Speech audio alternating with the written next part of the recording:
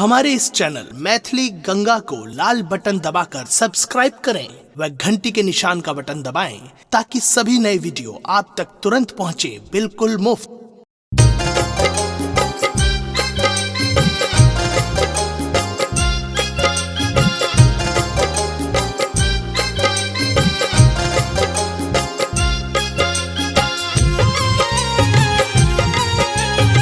अपने सुन रही छी गंगा कैसेट की प्रस्तुति।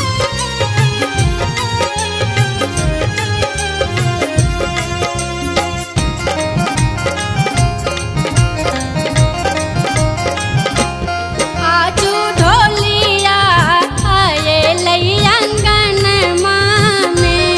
आजू ढोलिया आए लई आंगन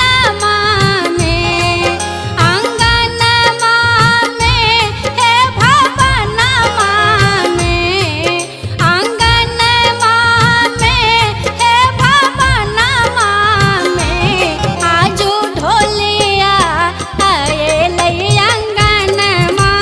में, आजू ढोलिया आए लई आंगन में।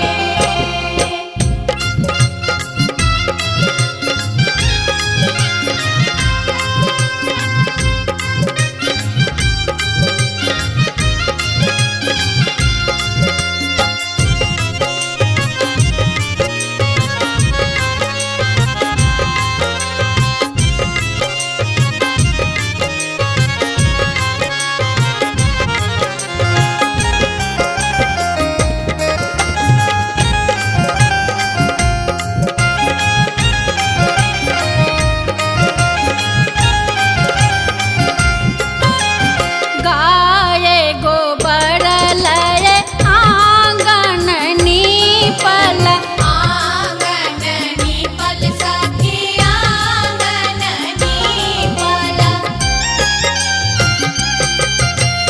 गाये गोबर लय आंगन नीपल, आंगन नीपल सखी आंगन नीपल, गजमोती चौका पूरनमा में, आहे गजमोती चौका पूरनमा में, आजू ढोलिया आए लई आंगनमा में,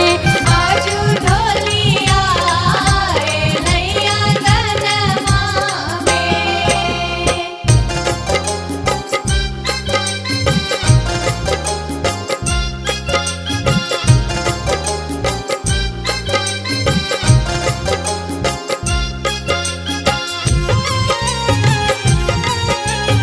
अपने सुन रही छी गंगा कैसेट की प्रस्तुति।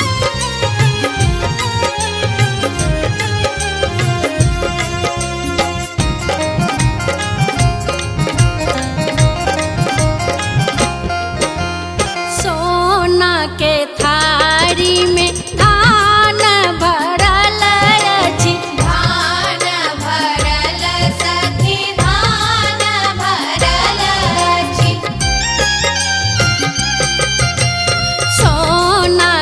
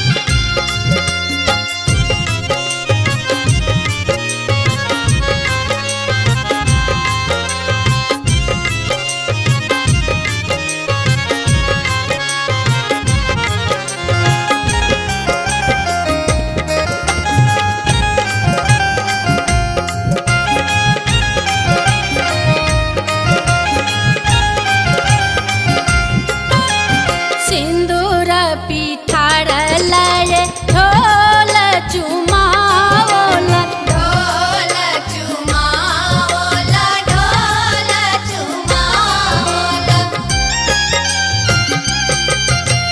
सिंदूर पिठारल रे ढोल चुमावल ढोल चुमावल सखी ढोल चुमावल मंगल गाओ भवनमा में आहे मंगल गाओ भवनमा में आजू ढोलिया आये अंगनमा में आजू ढोलिया आये अंगनमा में अंगनमा में हे भवनमा में अंगनमा में हे भवनमा में आजू ढोलिया आये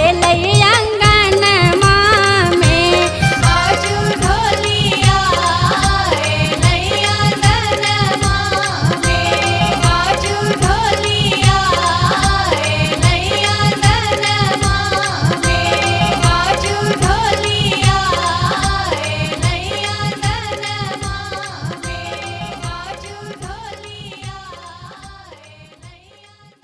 हमारे इस चैनल मैथिली गंगा को लाल बटन दबाकर सब्सक्राइब करें व घंटी के निशान का बटन दबाएं ताकि सभी नए वीडियो आप तक तुरंत पहुंचे बिल्कुल मुफ्त।